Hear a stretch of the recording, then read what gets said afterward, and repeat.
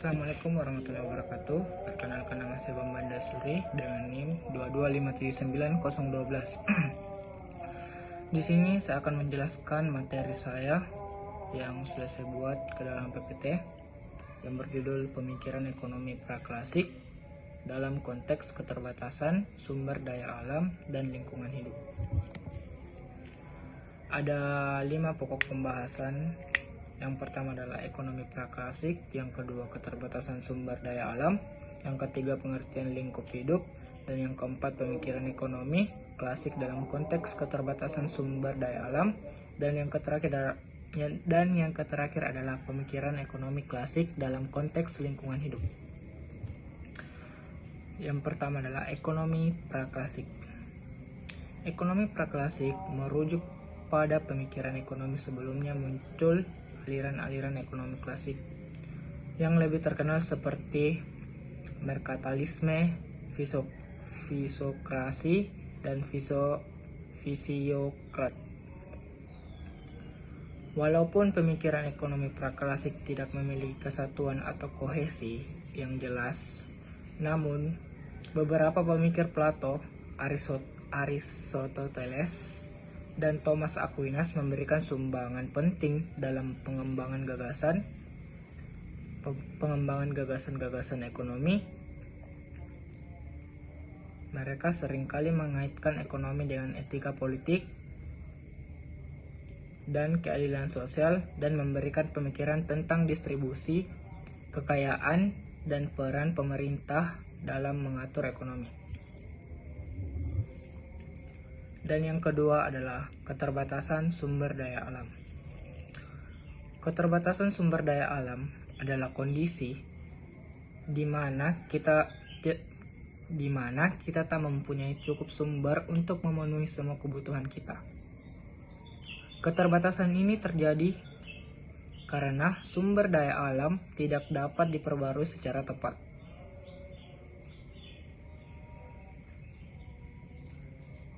atau sumber daya alam yang dibutuhkan lebih banyak daripada yang tersedia.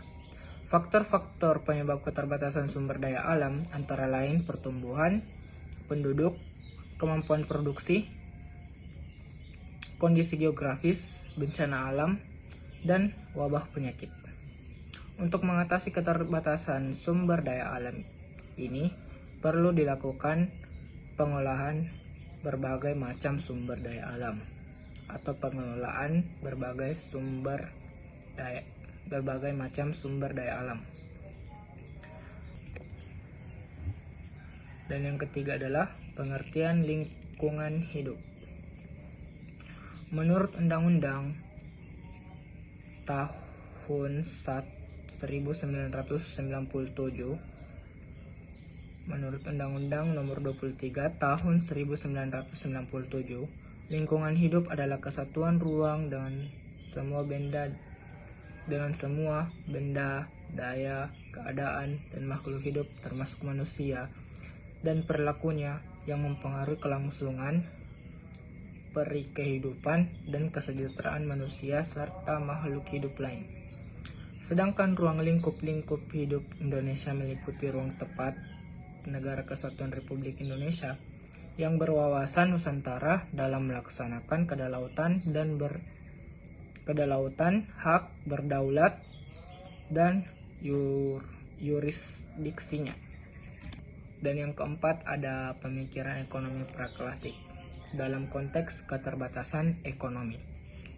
Pemikiran ekonomi praklasik yang berasal dari abad ke-16 hingga awal ke abad 18 membentuk dasar awal bagi pemikiran ekonomi modern. Pemikiran ekonomi praklasik memiliki beberapa konsep yang berpengaruh terhadap pengelolaan sumber daya alam, seperti merkantalisme. Merkantalisme adalah doktrin ekonomi yang mendominasi pemikiran ekonomi Eropa pada abad 16 hingga abad 18. Merkantalisme mengemukakan gagasan bahwa Kesejahteraan suatu negara tergantung pada akumulasi kekayaan dalam bentuk emas dan perak. Oleh karena itu, negara harus mendorong ekspor dan menghambat impor merkatalis, juga mendukung peran aktif pemerintah dalam mengatur perdagangan dan melindungi industri dalam negeri. Poin kedua ada fisiokratisme. Adalah aliran pemikiran ekonomi yang berkembang di Prancis pada abad 18. Fisiokrat menganggap bahwa tanah adalah sumber daya ekonomi utama dan mengemukakan gagasan laissez-faire. Artinya biarkan berjalan, biarkan berlalu, yang mengacu pada pentingnya pemerintah tidak bercampur tangan dalam perdagangan dan produksi. Mereka juga menggagas konsep produksi bersih yang menekankan pentingnya pertanian sebagai sektor utama ekonomi. Dan poin yang terakhir ada teori nilai tenaga kerja. Salah satu kontribusi penting dari pemikiran praklasik adalah pengembangan teori nilai. Salah satu kontribusi penting dari pemikiran praklasik adalah pengembangan teori nilai. Teori nilai tenaga kerja, ahli seperti William Petty dan John Locke mengusulkan bahwa nilai suatu barang atau jasa didasarkan pada jumlah tenaga kerja yang digunakan untuk memproduksinya. Ini adalah langkah awal dalam pemahaman tentang nilai ekonomi dan teori nilai yang akan berkembang lebih lanjut dalam pemikiran ekonomi klasik. Peran pertanian pemikiran ekonomi masa praklasik menempatkan peran besar pada pertanian sebagai fondasi ekonomi. Mereka menganggap pertanian sebagai sektor utama yang memberikan makanan dan sumber daya bagi masyarakat. Pada dasarnya, pemikiran praklasik mengarah kepada pengembangan teori ekonomi yang lebih abstraksi dan analisis yang lebih membentuk landasan bagi pemikiran ekonomi modern, termasuk pengelolaan sumber daya alam.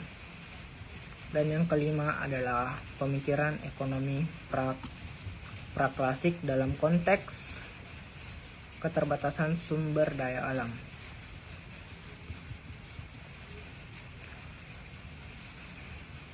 Dalam konteks lingkungan hidup, pemikiran ekonomi praklasik memberikan beberapa pandangan yang relevan meskipun tidak secara langsung membahas masalah lingkungan seperti yang kita kenal hari ini.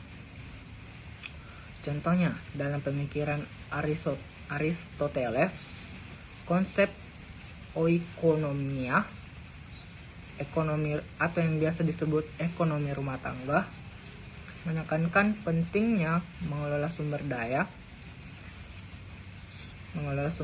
alam dengan bijaksana untuk memenuhi kebutuhan manusia. Pandangan ini menyoroti pentingnya keseimbangan antara manusia dan alam, meskipun tidak secara eksplisit membahas dampak lingkungan. Selain itu, konsep keadilan dalam distribusi kekayaan dalam pemikiran ini juga bisa diinterpretasikan sebagai memperhatikan hak generasi mendatang. Misalnya, dalam pemikiran Thomas Aquinas, ide tentang keadilan memperhatikan hak-hak masa depan dengan tidak merusak sumber daya alam atau mendepleksi aset yang dimiliki oleh generasi